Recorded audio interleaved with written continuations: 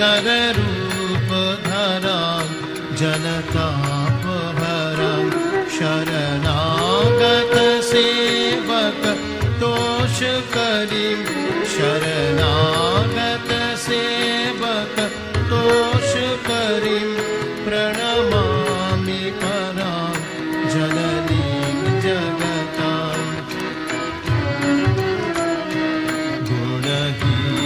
गुणहीनसुतान्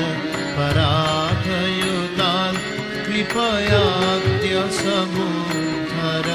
मोहगतां तरणीं भवसागर